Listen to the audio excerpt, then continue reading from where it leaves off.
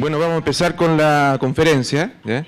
El doctor Bove está aquí presente, es profesor del Departamento de Antropología de la Universidad George Washington, en Estados Unidos, paleoantropólogo, realiza importantes contribuciones a la paleoantropología en sus trabajos en terreno en África, principalmente y actualmente entiendo que en Etiopía, ¿no? Él viene llegando a un trabajo de terreno en Chile, en la Patagonia chilena, también realizando trabajo de paleoantropología, lo cual entonces nos indica que Chile también es un terreno, digamos, para realizar ese tipo de investigaciones, ¿ya? Esta charla, esta conferencia, está básicamente en el contexto del curso de evolución de primer año, son los principales invitados, y obviamente también se extendió la invitación a otros miembros del campus, ¿cierto? Hay otras facultades presentes, otras áreas del Departamento de Antropología, así que bienvenidos. Bueno, básicamente eso, dejamos entonces al doctor Bove. Muchas gracias. Entonces parto con esto, ¿no? Ahí funciona. Buenas tardes, buenos días. Sí, venimos recién llegando de un trabajo en la... ¿Se escucha por ahí? Atrás, de trabajos en la Patagonia chilena, en el Valle del Río Cisnes, donde hay fósiles maravillosos y se pueden hacer trabajos muy bonitos de paleontología acá. Y ojalá que para la próxima vez les pueda hablar de eso. Pero ahora vamos a hablar de los trabajos que hacemos con otros grupos de investigación en África del Este, específicamente en Etiopía más que nada. Y esto relacionado con la evolución humana, evolución del género Australopithecus y un poco lo que son los orígenes humanos. Aquí hay gente con distintos, que viene de distintas partes. Sé que hay un curso de evolución, pero quería hacer pasar un par de minutos revisando lo que son los hitos más importantes de la evolución humana. Y lo que tenemos es que lo que se sabe de evolución humana en cuanto a del tiempo de que nos separamos de los otros primates son unos 6-7 millones de años. Y los trabajos en África, a ver si esta cosa funciona, ahí. De los trabajos en África sabemos que la evolución humana se ha desarrollado principalmente en el continente africano, más que en ninguna otra parte. De hecho, en África tenemos no solo los orígenes de lo que se llama nuestra familia zoológica, los hominidae, o se usan otros términos taxonómicos hoy en día, pero básicamente unos 6-7 millones de años atrás comienza la familia de los hominidae, y entre los 6-7 millones de años, cuando se da el origen con especies como el Sahelanthropus, el Ororin, Ardipithecus y varias más, entre esta época y más o menos 2 millones de años atrás, o sea, vendría a ser un mínimo de 2/3 de la evolución humana, esto ocurre solamente en África, en ninguna otra parte del mundo.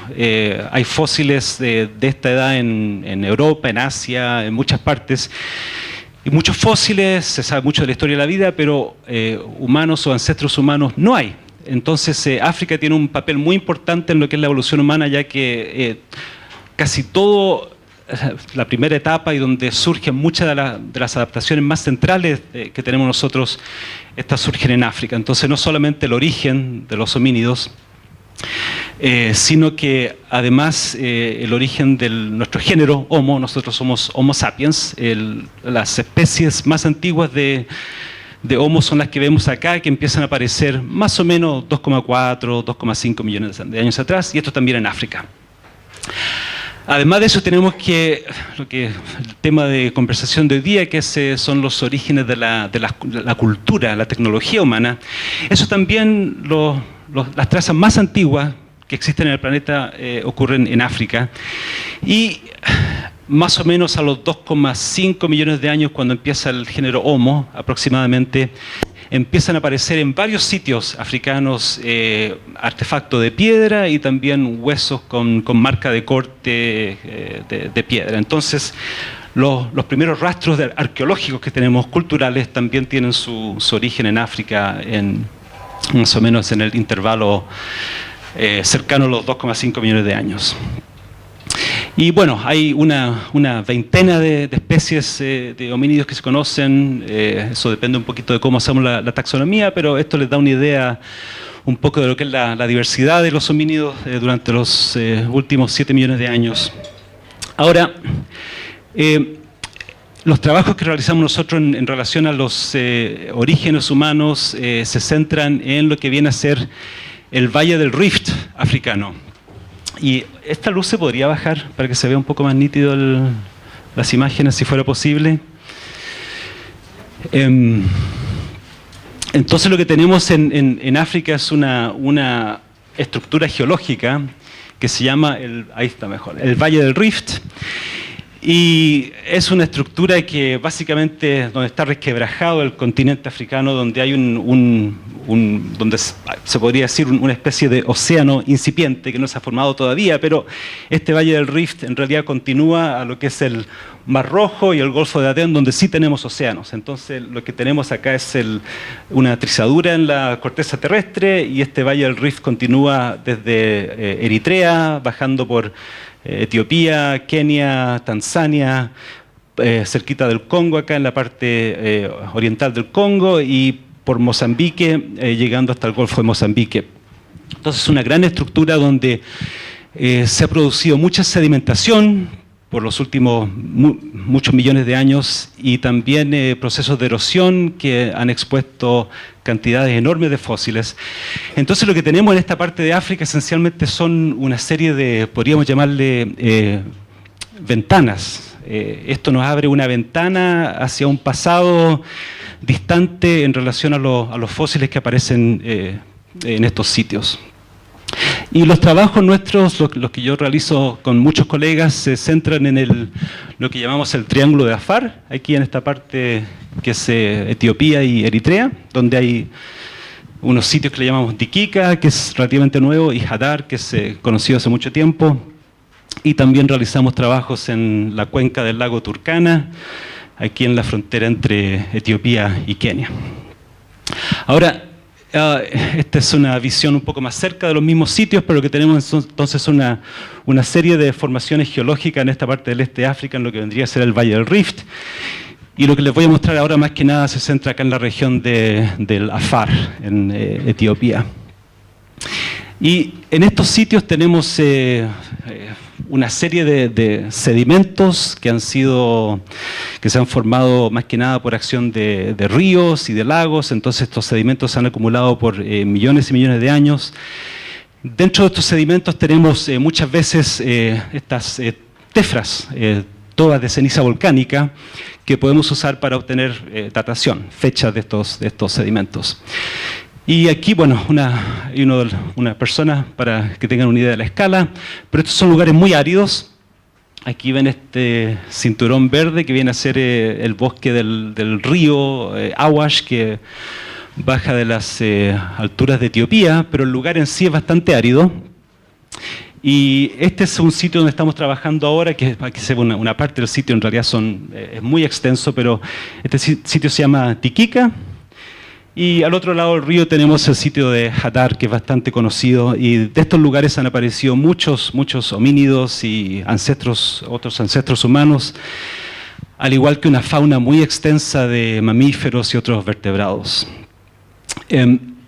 Estos trabajos que hacemos, fue una de las últimas campañas que realizamos en Etiopía. Generalmente son equipos multidisciplinarios, llevamos antropólogos, geólogos, arqueólogos, gente con distintas especialidades, y también en los lugares donde trabajamos tenemos la participación de mucha gente que es del área, que son estos que ven acá, que son en este caso son de la tribu Isa. Y trabajamos cercanamente con ellos, estas son sus tierras, así que hay una colaboración muy estrecha con ellos, son musulmanes, y en estos lugares semidesérticos ellos viven en forma bastante móvil, se mueven de un lado a otro, tienen algo de ganado y cabritas más que nada, que pueden sobrevivir con la vegetación que sea en estos lados. En estos sitios, como les decía, han aparecido fósiles bastante famosos, como este de acá, que tal vez ubican. Lucy es muy conocida, la encontraron en el año 74, los colegas trabajando en Etiopía, y en ese tiempo era uno de los restos de homínidos más antiguos que se conocían, 3,2 millones de años. Ahora, le mostré ese diagrama al inicio de la charla. Sabemos que los orígenes de los homínidos en realidad tienen el doble de la edad de Lucy. Lucy tiene 3,2 y sabemos que por lo menos 6 a 7 millones de años es lo que corresponde a la evolución de los homínidos. Pero en este mismo lugar, es en el sitio de Hadar, en este mismo lugar han seguido apareciendo fósiles de distintos tipos. Este uno que encontramos en el año 94, también en el sitio de Hadar. Y en el sitio de, también otro más que apareció el año 2000, en el sitio de Hadar. Y en Diquica, el año 2000, encontramos recién erosionándose de los sedimentos este cráneo que ven acá, en el sitio de Diquica. Y es un cráneo de lo que le llamamos la bebita de Diquica. Que es en realidad, bueno, acá vemos el cráneo, pero es un esqueleto bastante bien preservado, con muchas partes del esqueleto casi completo. Y esta es una reconstrucción hecha por un artista en base a los fósiles que tenemos. Pero, bueno, estos son algunos de los fósiles que hemos ido encontrando en estos sitios. Aquí la bebita de Iquica, una reconstrucción donde parece un poquito un orangután, pero el asunto es que en base a fósiles como estos podemos no solamente saber cómo eran estos homínidos en términos anatómicos, pero además al tener individuos que son machos, hembras e individuos de distintas edades, podemos también aprender bastante sobre el desarrollo, el crecimiento, las etapas de vida de los distintos fósiles humanos. Y en la última campaña que tuvimos aquí en Diquica, el año 2009, apareció este otro cráneo más, y que me imagino que se ve bien de ahí.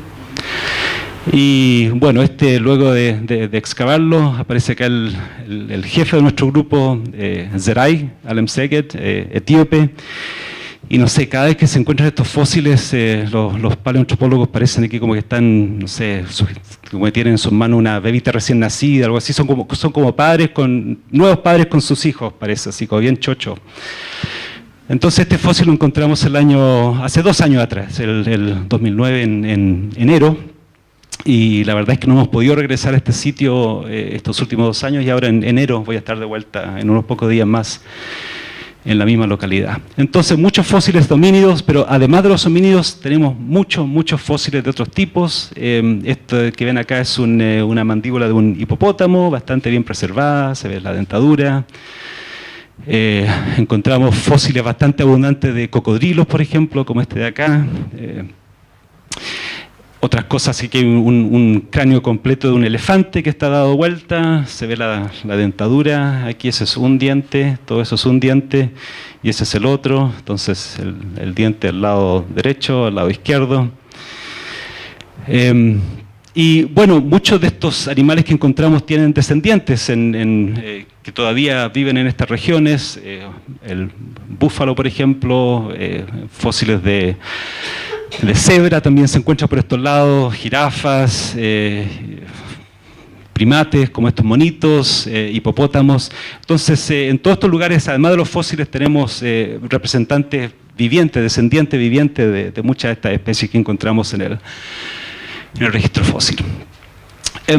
Y en base a estos fósiles y otras líneas de información geológica podemos ir haciendo reconstrucciones de cómo eran los ambientes en estos tiempos. Y aquí tenemos algunos de los depredadores, que son estos tigres de dientes de sable, muchos de los elefantes, algunos que son parientes de los elefantes actuales, pero también con especies que se han extinguido completamente, que son muy distintas a los elefantes actuales. Y todo tipo de antílopes, y otra fauna que, como le digo, en términos del registro que se conoce, son muy abundantes. Y además hacemos estudios de geoquímica y con todo esto podemos darnos una idea de cómo eran no solo la fauna, sino que la vegetación, los tipos de cuerpos de agua que existían, lagos, ríos y todas esas cosas. Y en base a esto nos hacemos una buena idea de cómo eran estos Australopithecus. En este sitio de Iquique y en Hadar la mayoría de los fósiles son entre 3 millones y 3,4 o 3,5 millones de años.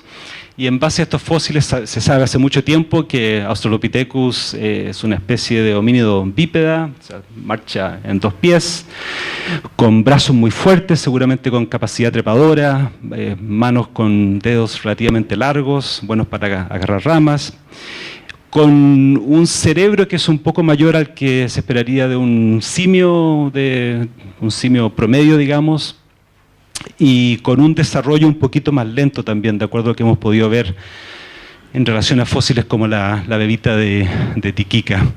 Y los ambientes son bastante variables. Los ambientes que tenemos en estos sitios indican sin duda presencia de árboles. O sea, hay bosques, pero no son bosques de selva tropical como encontraría hoy uno en la cuenca del Congo, por ejemplo, en el Amazonas, sino que son bosques donde lo que llamamos son ambientes mosaicos, o sea, hay selva, pero también hay praderas relativamente abiertas y lo que tenemos es un paisaje bastante heterogéneo en cuanto a la vegetación.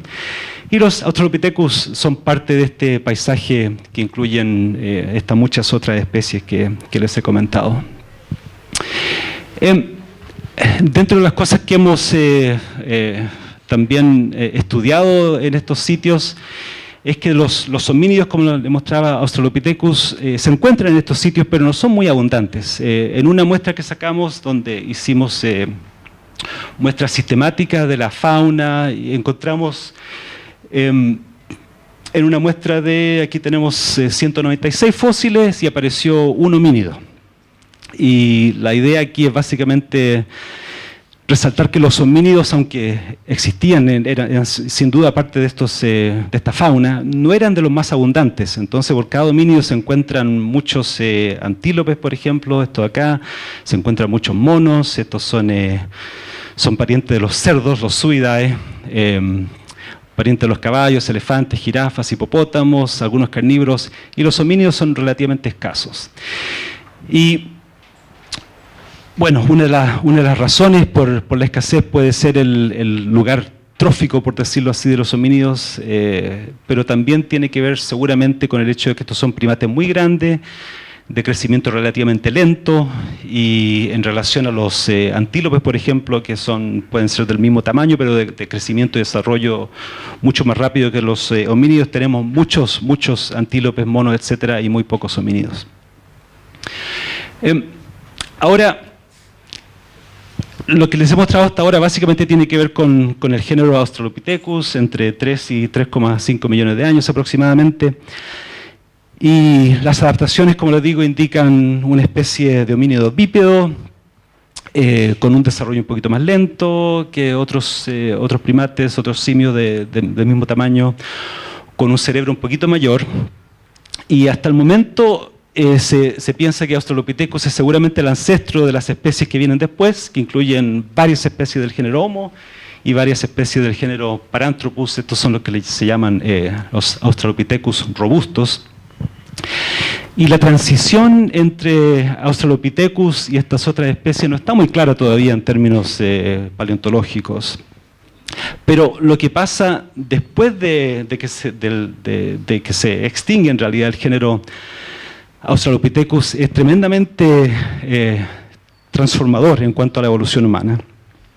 Entonces, por ejemplo, sabemos que, indicaba anteriormente, que las primeras muestras de artefacto de piedra, ocurren más o menos 2,5 millones de años atrás. Tenemos de estas en varios sitios en el este de África, incluyendo el sitio de Hadar, donde excavamos lascas en relación asociadas con restos de homínidos el año 94.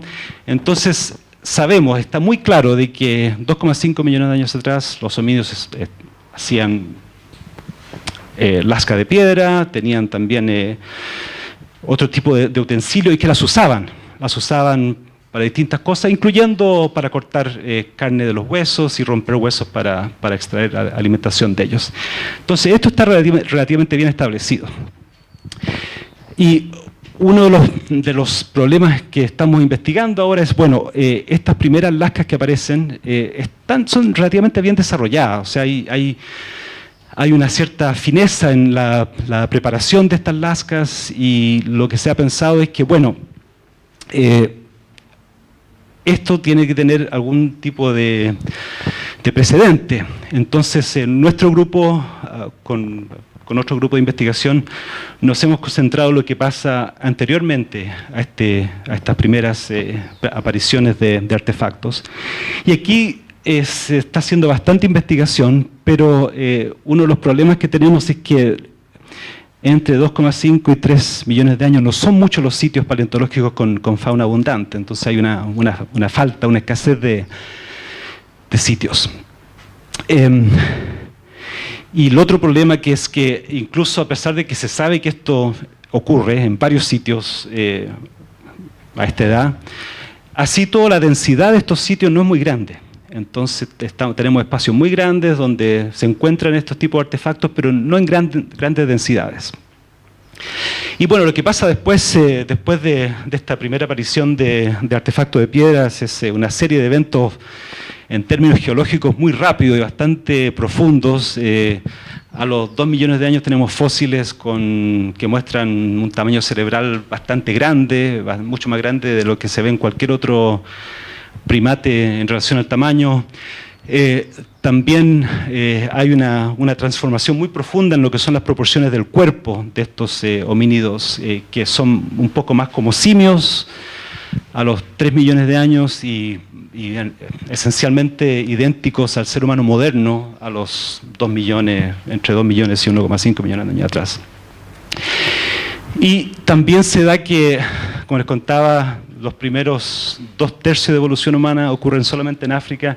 Después de los 2 millones de años atrás empiezan a aparecer restos de homínidos en otras partes del planeta, en Asia, básicamente, en lugares como Georgia, en la parte más occidental de Asia, a las puertas de Europa, Indonesia, en Java, en China, y un poquito más tarde en Europa también. Entonces se produce una dispersión de homínidos que ocurre, de acuerdo a los datos que se tienen, un poco después de 2 millones de años atrás. Y en relación a este proyecto de evaluar este intervalo entre 2,5 y 3 millones de años, lo que estamos haciendo en el lugar de Iquica, aquí hay otra de estas tobas volcánicas que están muy bien fechadas. Esta tiene 3,4 millones de años. Una de las cosas que estamos haciendo es ver los sedimentos que son más recientes, o sea, que van entre los 3,4 y los 2,5 millones de años. Entonces, en este tipo de sedimentos más jóvenes estamos haciendo prospección bastante intensiva. Pero además de eso, como tenemos estas capas volcánicas que en este caso cubren no solamente una buena parte de la región de Iquica donde trabajamos y también Hadar al otro lado, pero esta misma ceniza, por ejemplo, se encuentra 1000 kilómetros al sur de donde estamos acá, otras que están a 1500. Entonces, estas son erupciones volcánicas gigantescas que cubrieron el paisaje extensamente. Y en nuestro trabajo, no solamente aquí, sino que en otras partes de Etiopía y de Kenia, estamos haciendo prospección muy intensiva de esta ceniza en relación a los fósiles que son un poco más antiguos, un poco más jóvenes, y documentando lo que es el contexto ambiental, evolutivo. Y lo que hacemos acá es, uno de los colegas que trabaja con nosotros, Denis Gerards, de Francia. Y en esta superficie se van encontrando, aquí seguramente no se ve muy bien, pero aquí tenemos buena parte del pie de un rinoceronte. Van apareciendo fósiles que se están erosionando de estos sedimentos. Nosotros vamos colectando, documentando todo lo que se encuentra, y también sacamos muestras que son un poquito aleatorias, por decirlo así, que cada ciertos intervalos centramos un punto, hacemos un círculo de un diámetro de un radio de 3 metros, y ahí colectamos todo lo que se encuentra en este círculo y vemos cada pedacito de fósil y eso lo vamos sumando a base de datos y vamos haciendo los análisis que nos dicen mucho sobre los ambientes y las distintas especies que se encuentran en estos sitios. Ahora, y claro, aquí queda un sitio que no es necesariamente una excavación, sino que aquí hay muchos fósiles, entonces de un circulito como ese pueden aparecer varios cientos de fósiles, la mayoría bastante fragmentados, pero aparecen cosas interesantes también.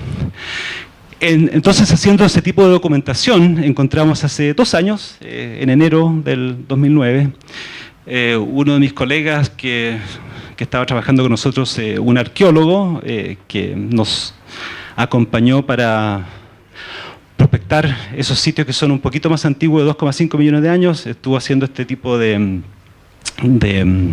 muestreo con nosotros y agarra un huesito y lo empieza a mirar y se rasca la cabeza y viene y dice, oye, mira, esto parece que tiene marcas de corte, este huesito parece que tiene marca de corte. Nosotros lo miramos, sacamos las lupas, qué sé yo, y sí, parece que tiene marca de corte, sí, pero aquí estamos sacando muestras en un sitio que tiene 3,4 millones de años. Los huesos con marca de corte más antiguos que se conocen tienen 2,5. O sea, estamos hablando de 900.000 años más antiguos. Entonces, ¿qué hace este acá? No puede ser. Debe estar equivocado nuestro colega. Entonces, la verdad es que fue una de esas situaciones donde nosotros estamos felices sacando muestras paleoecológicas, encontrando fósiles y todo eso, y de repente nos salen con un hueso que no tiene nada que hacer ahí. O sea, es demasiado... Los sedimentos son demasiado antiguos para que exista esto, casi que una muestra de un comportamiento que, de acuerdo a lo que se sabía, tenía orígenes casi 1 millón de años más tarde. Y lo que decidimos hacer es que nuestro colega arqueólogo Shannon, una vez que encontramos el fósil, que estas cosas siempre pasan cuando la campaña está por terminar, nos quedaba como, sí, menos de una semana y bueno, se hizo una búsqueda más intensiva del lugar. Nosotros dijimos, bueno, tenemos que revisar la geología, porque bueno, estos si es que son huesos con marca de corte, tal vez no son de 3,4 millones de años, tal vez son más recientes. Entonces el geólogo que trabaja en el equipo volvió al sitio para reestudiar la geología que ya la tenía estudiado y el geólogo dijo, no, esto no, es imposible que sea más reciente que 3,2. O sea, puede tener entre 3,4 y 3,2 millones de años, pero menos que eso no. Y dijimos también, bueno, sí, a nosotros nos parece que estos son huesos con marca de corte, pero la verdad es que hay, aunque no lo crean, hay arqueólogos que se dedican toda su vida a estudiar huesitos con las marcas que tienen los huesitos y hacen experimentos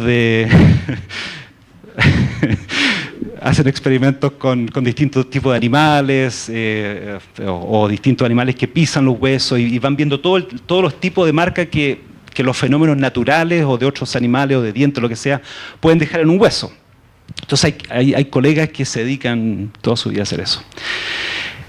Entonces decidimos que, bueno, había que mandarle estos huesitos a uno de los colegas, se llama Curtis Marion, que está en la universidad en Arizona, para que él los viera. Hay entre paréntesis, el arqueólogo encontró un par de huesitos más dentro de esos últimos días que nos quedaron de la campaña, que también pensamos que tenían marca de corte. Y bueno, esto se los enviamos a Curtis, que hizo un trabajo muy detallado junto con 2 colegas más, y nosotros le dijimos que teníamos estos huesos, que pensábamos que tenían cortes, y que él nos dijera, no le dijimos la edad, no le dijimos que eran huesos de 3,4 millones de años. Y Curtis hizo el análisis, hizo varios, al final le mandamos como 5 o 6 muestras que nos podían tener estas marcas, y dijo, sí, de las que ustedes nos enviaron, hay de las 5 o 6 que encontramos, hay 2 o 3 que son absolutamente seguros, que él no tenía ninguna duda que eran marcas producidas por artefactos de piedra hechas por seres humanos. Y le dijimos que la datación de estos fósiles es 3,4 millones de años. Y dijo, no es posible. Bueno, entonces estábamos en una situación donde los colegas que trabajan en esto decían, sí, esto indudablemente es lo que ustedes pensaron que eran, claro, con mucha duda al principio, porque es un poquito como cambiar el paradigma de lo que se conoce.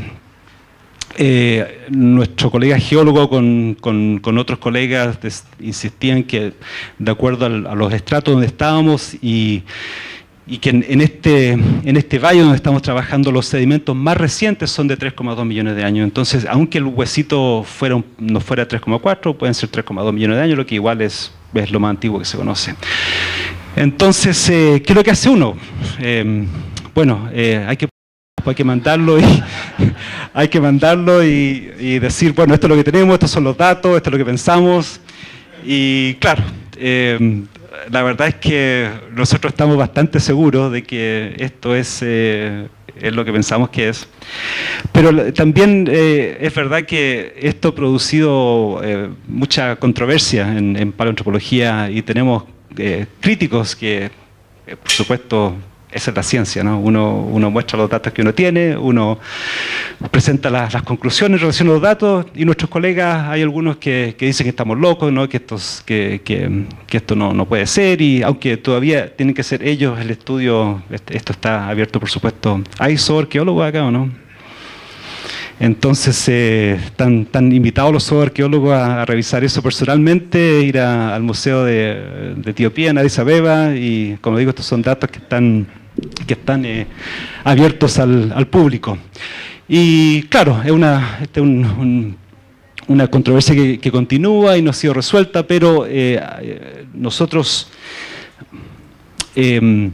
ahora en enero vamos a regresar al sitio, a este mismo sitio, y puse esta foto para recordarles que esto es en el sitio donde estamos trabajando. Estos son los colegas, bueno, son la gente que vive en el área, no son colegas en el sentido de ser antropólogos, pero son la gente con la que trabajamos. Y son los ISA que viven en este sitio. Y al otro lado del río tenemos los AFAR. Y nosotros tratamos de volver a este sitio el año pasado, el descubrimiento fue el 2009, tratamos de regresar el 2010, en enero, y no pudimos llegar al sitio porque estaban disparándose. Habían batallas, y estas son batallas que tienen décadas o seguramente cientos de años, pero hay un conflicto ahí que continúa. Entonces nos ha tocado que a veces llegamos al sitio a trabajar y hay que salir rápidamente porque va a pasar algo, y otras veces que sencillamente no podemos llegar porque nos dicen está muy peligroso, no pueden ir porque están peleando. Y eso fue lo que pasó el año pasado. Así que desde que publicamos esto no hemos podido regresar, pero ahora en enero vamos a estar de vuelta ahí. Y según nos dicen, las relaciones ahora están bien por el momento, así que se puede ir a trabajar. Así que espero que pronto tengamos mayores resultados sobre esto. Ahora, lo que quería comentar en términos de este tipo de fósiles y lo que significa un poco conceptualmente. Lo que quiero mostrarle acá es un bosquejo de qué es lo que pasa no solamente con descubrimientos de fósiles o restos arqueológicos como este, sino que es una cuestión conceptual un poco más general. Lo que tenemos acá es la línea del tiempo.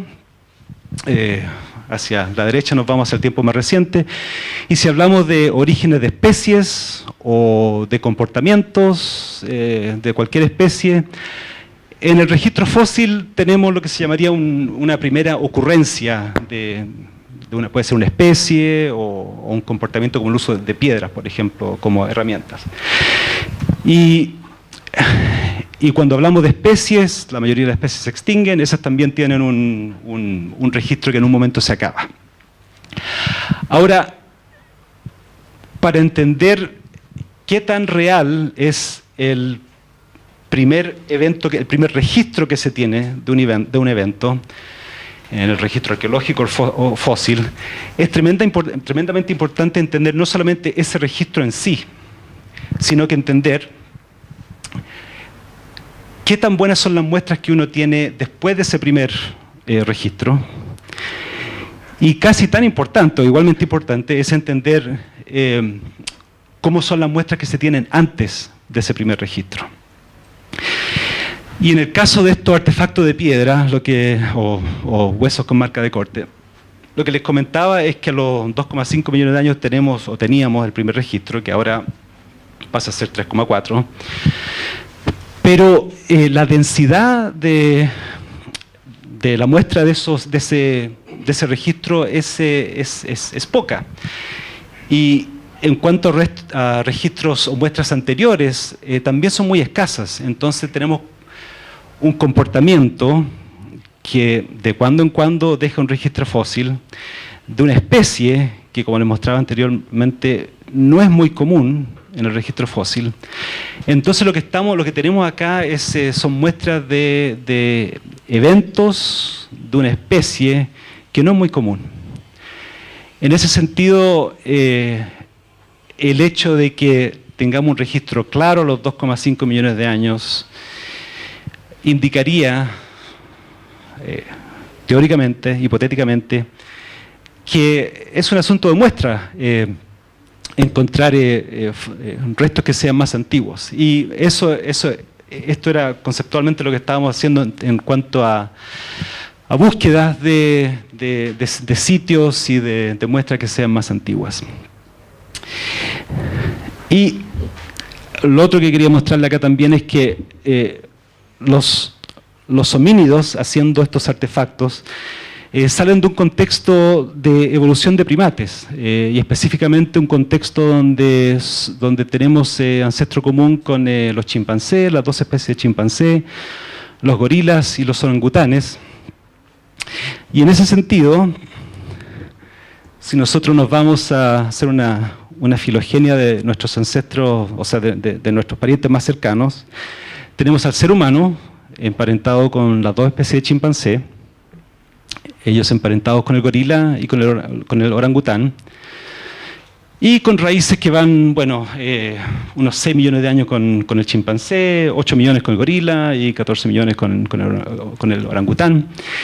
Y que dentro de este clado tenemos varias de estas especies, orangután, gorila, chimpancé y homínidos, que usan artefactos de un modo u otro.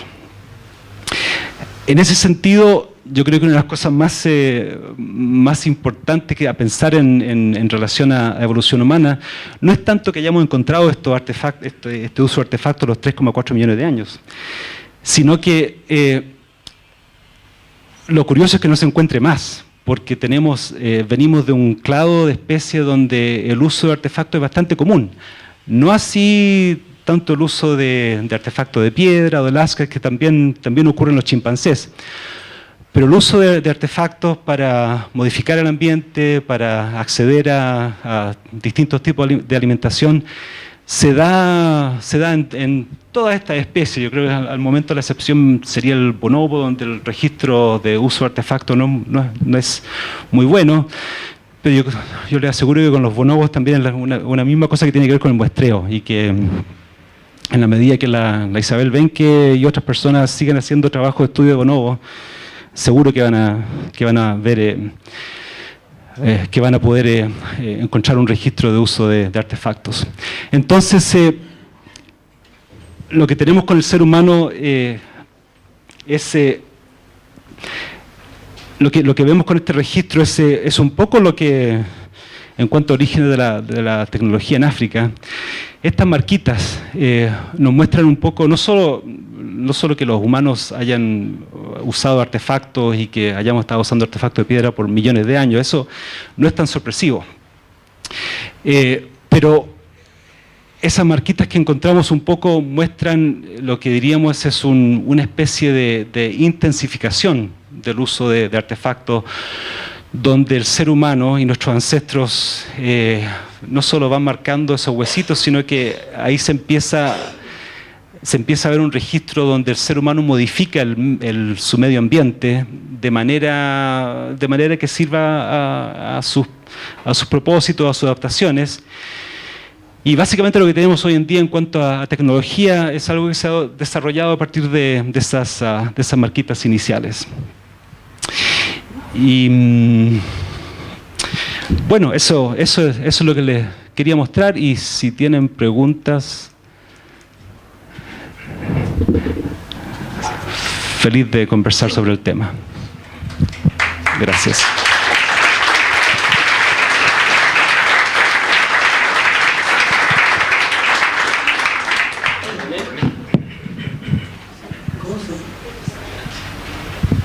Muchas gracias por la presentación y tener la oportunidad de escucharte. ¿Cómo se puede excluir? Porque en el gráfico tú mostrabas una proporción importante de especies de otros primates no homínidos. ¿Cómo se excluye? Me imagino que ya la discusión la han hecho 1000 veces, pero ¿cómo se excluye que no sean primates no homínidos? Sí, bueno, los homínidos son primates, por supuesto, pero lo que tenemos en estos sitios son de los otros primates que hay son monitos, son monos. Y sí, son cercopitecoides. Entonces, claro, es posible. No podemos decir que estos otros monos no hayan usado estos artefactos, pero entre los monos también hay, bueno, los monos capuchinos, por ejemplo, que usan artefactos de piedra y qué sé yo. Pero lo que no se ha visto todavía en ninguna especie de primate es el uso de lascas con filo. Eso todavía no se conoce. Sí se conoce el uso de piedras para romper nueces, por ejemplo, con los chimpancés, los monos capuchinos. Y la verdad es que los otros primates, como los monos, los chimpancés y muchos otros, no necesitan usar artefactos con filo, porque los llevan anatómicamente en los colmillos que tienen, los caninos. Entonces, claro, el uso de la roca para romper cosas, tenemos ejemplos en primates hoy en día que se saben, pero no este otro uso de las lascas afiladas para cortar carne. Entonces esa es la parte que yo creo que excluye a los otros primates. Y bueno, como parte de este trabajo sobre entender el origen de la tecnología, tenemos no solamente la búsqueda de artefactos en sitios como el que le he mostrado ahora, sino que además muchos estudios de chimpancé. Los chimpancés usan distintos tipos de artefactos. Entonces, incluso tenemos algunos sitios arqueológicos de chimpancé en la Côte d'Ivoire, Costa de Marfil. Y claro, son sitios donde se encuentran estas piedras que usan para romper nueces, pero no de esa marca de corte. ¿Otra pregunta? Sí. Bueno, también me sumo a los agradecimientos. Muy buena presentación. Creo que los alumnos la disfrutaron también. Yo tengo una pregunta respecto a la demografía de estas especies, si es posible o si se ha hecho algún tipo de modelamiento de inferencias y qué relación podría tener esa o qué tan sensible sería el hallazgo de evidencia en relación a esa demografía, ¿cierto? Y a esos factores paleoecológicos. Claro, en cuanto a demografía, bueno, una de las cosas que se sabe es que los homínidos son escasos. Lo que ha sido muy difícil establecer qué tan escasos son en relación al resto de los fósiles. Y es en realidad un trabajo que estamos haciendo como parte de uno de los grupos con los que trabajo, que no se ha hecho. Y el problema es que la mayoría de los grupos de paleoantropólogos se enfocan mucho en encontrar y colectar homínidos. Entonces hay una desproporción muy grande en el registro de homínidos en relación al resto.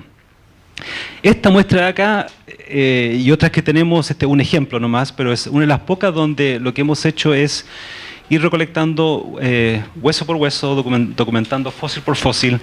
Y incluso aquí tenemos el problema en que en esta muestra íbamos en el número 196 y justo ahí aparece un homínido.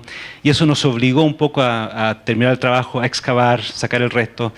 Entonces aquí también ese 0,5% de los fósiles está un poquito inflado en relación a lo que habría sido continuar esa muestra, y esto es algo que estamos haciendo en distintas partes. Pero lo que sí vemos es que en general ese 0,5 de mamíferos, y de los mamíferos de tamaño un poco más grande, que excluye a los roedores, que son muy abundantes en ecosistemas, pero no tanto en fósiles. Entonces, eso nos indica que los homínidos en general es una especie que no es muy común. Ahora, una cosa tiene que ver con como decía, el tamaño, un primate grande, que además ya tiene indicios de reproducción muy lenta. Y con la bebita de Tiquica sabemos que en relación a los otros simios, la reproducción, o sea, el crecimiento, la tasa de crecimiento de estos australopithecus era un poquito más lenta, con cerebro un poco más grande que lo que tenemos en los otros simios. Entonces hay un crecimiento más lento, la edad en que se reproducían estos australopithecus seguramente era un poco más de años que los otros grandes simios, que ya son muy lentos. O sea, si comparamos al ser humano con chimpancé, con orangután, con gorila, estas otras ya son especies que de por sí, en relación a primates, en relación al resto de la fauna de mamíferos, tienen un crecimiento muy lento, una infancia muy larga, un periodo de aprendizaje muy largo. Entonces eso indudablemente era parte de los homínidos, pero exagerado un poquito más, y no tanto como hoy en día. Pero eso también indica que lo que tenemos en el registro fósil muestra de que, claro, por cada generación de homínido tenemos muchas generaciones de antílopes que se encuentran mucho más como fósiles. Entonces esa es una indicación de aspecto demográfico. Y lo otro tiene que ver con el aspecto trófico, de que estas son especies que, según pensamos, dependían de fruta, pero también hasta cierto punto de carne para alimentación. Entonces eso también indica que son poblaciones que no tienen, que no son muy grandes en relación a otros que hay dentro del paisaje. Pero no sé si, y bueno, por eso decía que el registro de comportamiento de especies que no son muy abundantes y una especie de comportamiento que no siempre deja rastro, explica un poco el hecho de que hasta ahora no se hayan encontrado muchos restos más antiguos de los que tenemos a los 2,5 millones de años, y que eso incluso, aunque muy bien documentados, tampoco son tremendamente abundantes. Pregunta por allá, voy a pasar el micrófono para que todos la escuchen. Sí, gracias.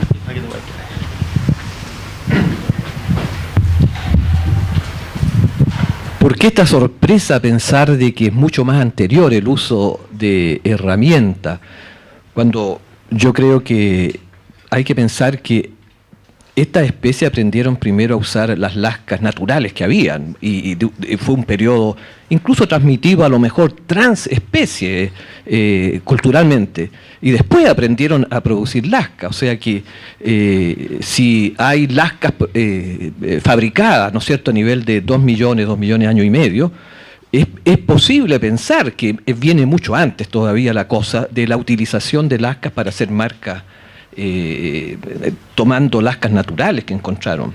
Claro, de hecho, eso es lo que nosotros argumentamos como hipótesis en este trabajo que publicamos, es que estos inicios del uso de artefactos es precisamente lo que hizo usted, que es uso de artefactos, o reconocimiento de que ciertos artefactos pueden ser usados para otras cosas, y eso también explica por qué hay un periodo que hasta el momento viene a ser casi de 1 millón de años entre lo que tenemos acá, este descubrimiento, y los otros, la producción de lascas que ya son más refinadas a los 2,5 millones de años. Entonces también pensamos que hay una transición, de que esto no es un continuo, sino que primero se empieza con el uso de estos de lascas y otros artefactos de piedra o de madera naturales, y que después viene un proceso de elaboración y de concentración de las lascas con los fósiles, que ya empieza a ocurrir a los 2,5 millones de años. Entonces, sí, indudable. Y al mismo respecto, ¿cómo está el correlato con los fósiles de la mano. O sea, la mano en general, después de la posición, ¿cierto?, del pulgar, que va lo mismo. sí, tiene toda una evolución, pero incluso aún Neandertal conservan ciertas formas de mano un poco primitivas. Entonces, ¿cómo va el correlato en esta fabricación de herramientas y la mano? Claro, la mano de los australopitecos se conoce en cierto detalle y sí, no son manos iguales a las nuestras, tienen los dedos un poquito más largos, un poco más curvos, los brazos tienen indicación de musculatura muy fuerte, eso se sabe. Pero colegas que han hecho el estudio de las articulaciones, del tipo de movimiento que permite la anatomía que se conoce, indican que no hay nada en esta anatomía que impida el uso de esas manos como para poder hacer este tipo de herramientas bastante rudimentarias. Entonces no hay ningún impedimento ahí.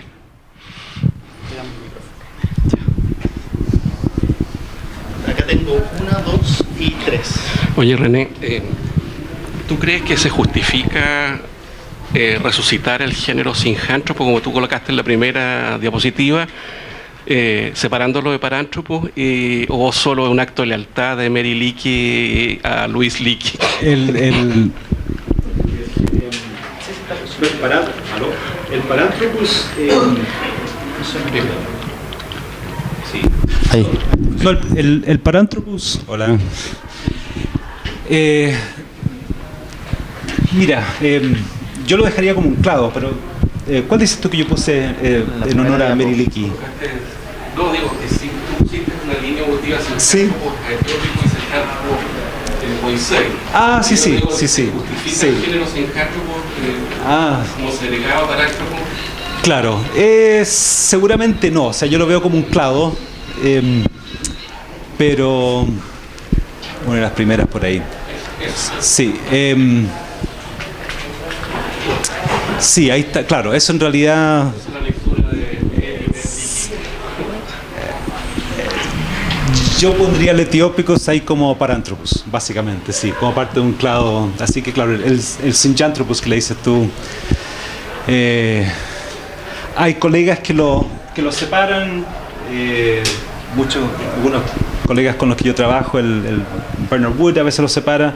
Yo lo dejaría todo eso en un clado porque me parece que tienen esas adaptaciones de lo que llamamos los australopitecos robustos, que pueden ser convergencias, pero sí, yo los pondría juntos. Yo quería volver de nuevo sobre las huellas. ¿O no, hay alguien antes que yo? ¿No? Ah, ya. Tú tienes la palabra. No, lo que a mí, independiente de que sea como tan antiguo, ¿no? Lo que me llama la atención, ¿no es cierto?, es la utilización de un animal, ¿no es cierto?, y a veces para fin alimenticio. ¿Hay otras líneas de evidencia que tienen que ver con la incorporación de la carne o que refuta? ¿Por qué se está usando sobre hueso animal? ¿Te fijas? O sea, que sea con filo, sin filo. Claro. Es como que aparentemente están haciendo algo sobre ese animal que podría tener que ver con la alimentación.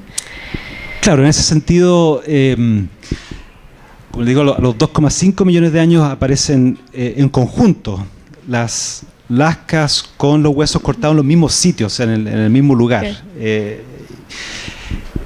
Y en cuanto al uso de artefactos, muchos de estos otros primates los usan para tener acceso a nueces, claro, productos vegetales, lo que también es muy probable en este caso, pero eso no deja muchas trazas.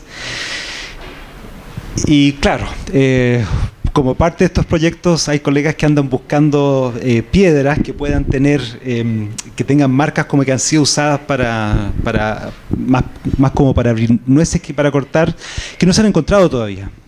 Pero claro, es muy posible que estos artefactos hayan sido usados para otras cosas, lo estamos buscando, pero sí, esto también indica de que la carne ya era parte de la dieta hace 3,4 millones de años, pero eso también hay un debate sobre qué tan importante era. Entonces podemos decir, sí, estaban accediendo a animales que no, en cuanto a tamaño, uno de los huesos es de un antílope chiquitito, así del tamaño de una cabra, por ejemplo. El otro de un animal más grande, así como un toro, una costilla de un toro que también tiene marcas de corte. Entonces hay un rango de animales que van más allá de los típicos micromamíferos que pueden ser pescados de otra manera. Pero claro, entonces eso ya era parte de la dieta. Lo que no podemos decir es que si era fundamental para su adaptación. Aunque al parecer hay muchas hipótesis que argumentan que un poco después, cuando aparecen los homínidos con el cerebro más grande, con otras proporciones corporales, de que mucho de eso tenía que ver con acceso a la carne, pero con estos australopitecos tenemos esos cambios muy fundamentales en los homínidos no están con los australopitecos, sino que siguen siendo más o menos más como los simios en cierto sentido.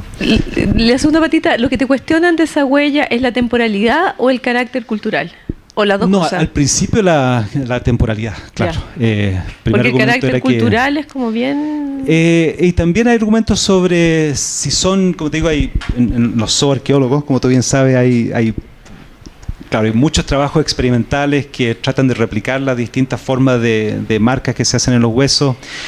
Y hay colegas que piensan que pueden ser dientes de cocodrilo, lo que nosotros pensamos que no es. Pero entonces se han cuestionado las dos cosas y la verdad es que sí tenemos muy pocas dudas. Sobre la cronología, la verdad es que no tenemos ninguna duda. Y lo otro es que, claro, algo como esto, lo que queremos hacer es regresar al sitio, encontrar más y como te digo, los datos están abiertos a los colegas para que los vean, entonces me parece totalmente normal que se cuestione y que se argumente de que puede que sí, puede que no, pero los datos están ahí y nosotros pensamos que estamos en lo correcto y si no... no va a pasar. Volviendo un poco sobre la pregunta de la mano y la relación entre digamos, las actitudes o las aptitudes o las motrices y la relación con la herramienta, ¿existe o hay inferencias sobre diferencias que haya habido, tanto motrices como neuromotrices, entre los homínidos de hace 2.5 y hace 3.4 millones de años? Excelente pregunta. No sabemos. Mira, lo que pasa es que de los 3 millones, los 3,5 tenemos una especie, un par de especies, pero Australopithecus afarensis y más los que se encuentran Australopithecus en Sudáfrica, que se conocen mucho. Yo les mostraba en parte al principio los distintos cráneos que tenemos, esqueletos. Entonces, esos homínidos se conocen bastante bien para los homínidos. Tenemos son el sitio de Hadar y Etiopía varios cientos de fósiles de homínidos. No todos esqueletos completos o cráneos, pero hay bastante. Entonces, esa especie se conoce.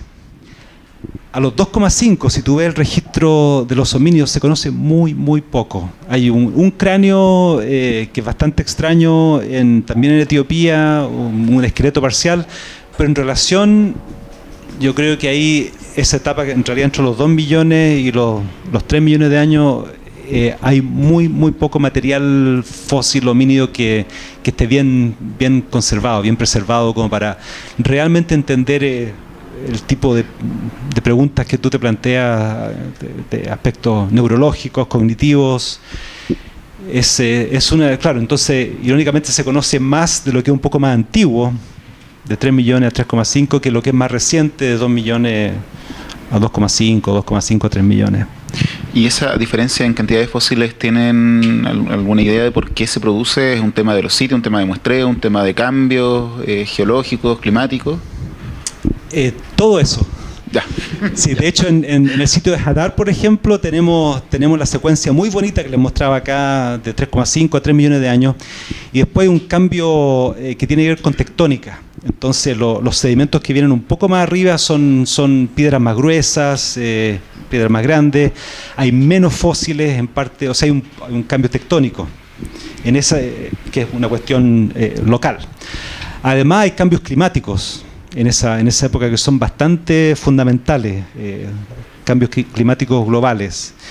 Y tenemos algunos sitios que tienen miles de fósiles, incluyendo homínidos entre 2 millones y 3 millones de años, y este es el sitio del Homo en Etiopía, pero la mayoría de los fósiles son dientes sueltos, dientes aislados. Entonces, y sabemos que hay homínidos y muchas otras cosas, pero no nos permiten entender el resto del esqueleto. Entonces es un poco una cosa de muestreo, un poco de azar, cambios geológicos. Entonces también sucede que después de los 2 millones de años tenemos sitios con fósiles fantásticos y bastante más completos.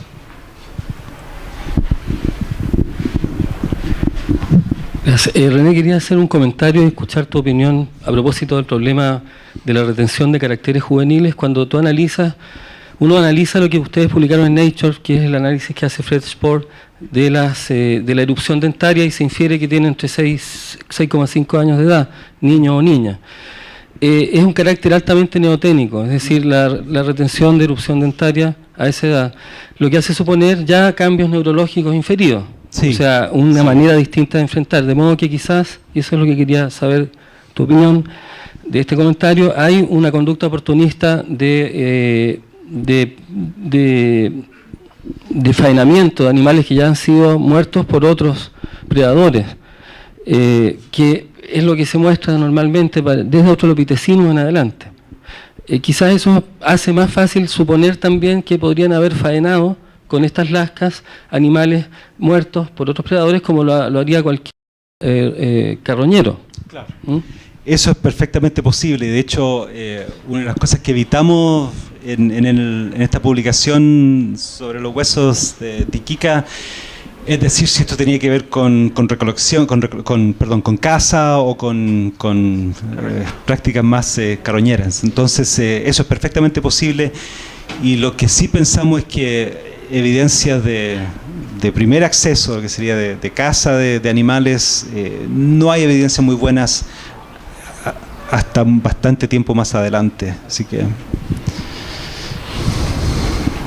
una cuestión oportunista es lo más probable, pensamos. Así como el otro comentario sobre el oportunismo de encontrar artefactos que pueden ser usados y no manufacturados inicialmente. Sí. Yo, con respecto a los artefactos que han encontrado, a los líticos, ¿han podido ver algún tipo como de patrón tecnológico, uso preferencial de materias primas, cierto tipo de regularidades? Sí, todo eso se está estudiando bastante, pero son en los sitios más recientes. O sea, a los 2,5, 2 millones de años, de eso hay mucho. Y una de las cosas que vemos es que, claro, el tipo de instrumento, de artefacto, en parte tiene que ver con la materia prima, y eso varía en cuanto a la finura con la que se hacen. Y también lo que vemos es que inicialmente, o sea, los 2,5 millones de años, las materias primas para los artefactos provienen de distancias relativamente cortas, hablamos de cientos de metros, y que recién después de los 2 millones de años se ve transporte de materia prima que vendría a ser del orden de varios kilómetros. Pero claro, eso se estudia mucho intensamente por los colegas arqueólogos, sí, sin duda, sí. Ahora los 3,4, no, todavía no, claro.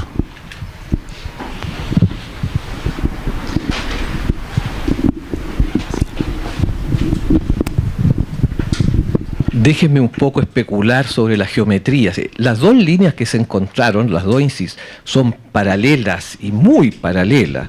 Entonces uno puede pensar, claro, en faenamiento de carne, pero no sé si todos hemos faenado carne al tratar de sacar carne que quedaba en un hueso. Y lo que más produce eso es un raspado, y produce líneas que muy difícilmente son paralelas. O sea, puede ser por faenamiento de carne, pero también podría ser y por eso digo, déjenme especular y volar un poco, por llevar cuentas. Sí, eso está demasiado paralelo, no. O sea, para mí eso está hecho con intencionalidad de que sea paralelo. No, eso es prácticamente imposible que en un raspado de carne del hueso hayan dejado eso. El raspado deja además, precisamente raspado, deja otras huellas. Entonces, creo que hay que pensar en otras formas culturales que hayan podido dejar esas huellas. Claro, de hecho, aquí estoy mostrando un par de las fotos y en la publicación tenemos muchas más, pero algunas de ellas incluyen raspados. Sí, de hecho, claro, esto es no quería aburrirlo mostrando todos los detalles, pero este mismo hueso, más hacia el otro lado, tiene marcas que son de un raspado. Ahora, yo creo que si hubiéramos especulado de que estas serían cosas que no sean económicas, sino que llevar cuenta o algo así, yo creo que ahí sí que nuestros colegas nos habrían pegado en la cabeza pero claro, ya decir de que esto tiene un propósito directamente relacionado a la dieta, como te digo, ya ha sido controversial, pero... ¿Puedo hacerte yo un comentario o pregunta? Sí, por supuesto. Que, claro, cuando salió el paper publicado, que fue el primer semestre del 2010, si no me equivoco. Sí. No, de hecho, claro, es una gran hit en el fondo, era una cuestión muy impresionante, que cambiaba mucho lo que se tenía pensado hasta el momento, que era 2.5, con Gary en el fondo, Australopithecus gary. Sí. Sin embargo, por lo que se venía haciendo últimamente en paleoantropología y sobre todo en primatología, no era tan descabellado ese descubrimiento. Claro. Se podía esperar un descubrimiento así. Ahora, la gran pregunta, que también no la puedes responder ahora, es si efectivamente la profundidad temporal del comportamiento da a la divergencia entre chimpancé y humano. Porque en los estudios de chimpancé se ha visto que hay grupos que saben ocupar herramientas, pero otros que sencillamente no lo saben. Entonces viene la pregunta, ¿cuándo aprendieron estos chimpancés? ¿Es una capacidad que se adquiere y se pierde, que realmente se puede remontar a hace millones de años? Un poco va por ahí. Yo sé que no se puede responder, pero quería saber lo que piensas al respecto. Claro, excelente pregunta, y un ejemplo que tenemos de fósiles de un sitio que es más antiguo, que es el sitio del Ardipithecus ramidus, que también en Etiopía tiene 4,4 millones de años, o sea, 1 millón de años más antiguo que este. En ese sitio se encontró el Ardipithecus y miles de fósiles. Ahí no se ha encontrado ni un rastro de uso de artefactos. Ahora, claro, eso no significa que no hayan usado artefactos que no sean de piedra o de lasca, tal como mencionas tú con los chimpancés, que dejan muy pocas huellas de eso. Y que de hecho no sabemos nada de la evolución paleontológica del chimpancé. Nada. Y otro de los grandes... Claro. Mira, sí, perdón. Acá están... Ya. Sí, no, era porque yo estaba bastante de acuerdo con esto de las marcas paralelas, aun cuando culturalmente es como poco probable. Sin embargo, el hecho que se haya encontrado ahí mismo un raspado, la explicación que yo tengo es que simplemente alguien cazó la cosa, se hicieron de esto, pero hayan encontrado la lasca o la hayan construido, es muy probable que hayan tratado de conservar el filo. Si hay algo que adicionalmente hay que cortar, como por ejemplo un tendón de otro pedazo, la utilización del hueso es un buen elemento para no perder el filo, porque va a cortar el hueso, a diferencia de ponerlo sobre una piedra y necesitan un fondo duro para cortar un tendón. Eso me explica a mí lo paralelo, porque si estás tratando de cortar un tendón, te corre un poquito, claro, pero está preocupado por lo mismo, digamos, por una explicación, porque es claramente un filo con algo paralelo. Sí. Muy notorio. Atrás había un comentario. Acá hay una... Álvaro. Mira, mi pregunta se enfoca mucho a que mucho se ha contado sobre, bueno, a mí me contaron mucho tiempo, de que al fin y al cabo la bipedestación era una técnica para desarrollar la liberación de las manos y asuntos. Bueno, yo lo veo mucho porque cuando veo un niño, por ejemplo, cuando se para, que al año, de hace rato pasó a manipular, a los 6 meses está manipulando, o sea, se pudo sentar, pudo hacer millones de posiciones antes que necesitar estar parado bípedo para eso. Mira, es un correlato súper mula de la ontogenia con filogenia, pero no quiero llegar a eso. A lo que quiero llegar es que, ¿qué te parece a ti la correlación entre la fabricación de herramientas y la bipedestación? O sea, se necesita una bipedestación ¿O se necesita una marcha para poder tener alguna herramienta en especial? Porque, por ejemplo, una casa de un animal sin poder correr de forma eficiente no sirve. O me imagino por muy buen arma que se pueda construir. ¿Qué te parece a ti eso? Sí, bueno, de partida yo no querría decirte que esto necesariamente demuestra casa. De hecho, claro, es muy probable que no. Pero sí acceso a recursos de otros animales que se pueden encontrar en el medio ambiente. En cuanto a la marcha bípeda, sabemos que es bastante más antigua que esto. Entonces yo les comentaba sobre el Ardipithecus, que tiene 4,4 millones de años, y otros fósiles homínidos que tienen 6 millones de años, y ya se sabe de que eran bípedos. No se sabe menos de las manos de los más antiguos, pero se sabe que ya tenían la marcha bípeda. Y claro, ahora una de las grandes preguntas que todavía existen en la evolución humana es por qué evolucionó la marcha bípeda. ¿No? Hay muchas hipótesis, pero la verdad es que no se sabe bien. Pero lo que sí sabemos es que una consecuencia de la marcha bípeda, que puede haber tenido orígenes por una cuestión de efectividad para moverse por el medio ambiente, pero una consecuencia de eso es la liberación de las manos. Entonces, con la marcha bípeda las manos ya quedan libres para hacer otras cosas que no tienen nada que ver con locomoción. Y en ese sentido el ser humano también es un primate bastante único, en que todos los primates usan, como la mayoría de los animales, cuadrúpedos, etcétera, usan sus manos para moverse por el medio ambiente. Los homínidos no. Entonces la consecuencia de la marcha bípeda, que es uno de los puntos iniciales en la evolución humana, es la liberación de las manos para hacer muchas otras cosas. Y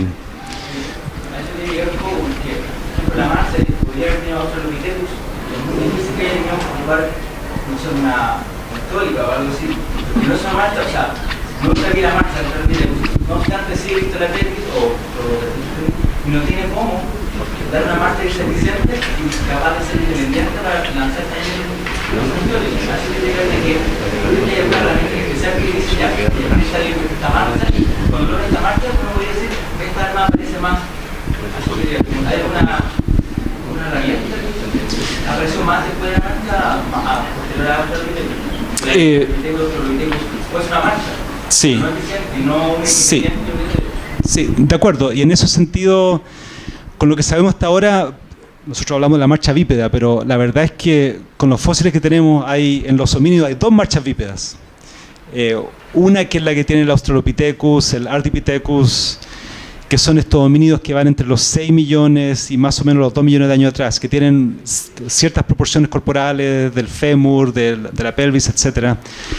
Y hay otra marcha bípeda, que es la que tenemos nosotros, el género Homo, y otras especies del género Homo que van hacia los 2 millones de años, que es distinto, que tiene otro grado de eficiencia, otra forma de la postura del cuerpo, del desplazarse. Entonces, claro, hay dos marchas bípedas, y lo que pasa con el género Homo después de los 2 millones de años es también, bueno, ahí los restos arqueológicos son de otra naturaleza. O sea, esta marca de corte, por ejemplo, si la hubiéramos encontrado donde trabajamos en Kenia, en Copifora, 1,8 millones de años, nadie diría nada porque está lleno, hay mucho. Artefactos de todo tipo. Entonces, claro, con el género Homo y otra forma de moverse, otra marcha bípeda, hay una cierta correlación con un cambio tecnológico que es bastante importante también. Sí. Bueno, quería decir que el profesor Bove es miembro de la Sociedad Chilena de Antropología Biológica, que la refundamos hace un mes más o menos. ¿Ya? Esta es la primera conferencia organizada por la sociedad en conjunto con el Departamento de Antropología. Y están todos invitados a formar parte de esa sociedad, porque esperamos hacer más de este tipo de conferencias durante el año 2012. ¿Ya? Así que bueno, muchas gracias, René, por tu conferencia, y un aplauso, ¿cierto?, para finalizar.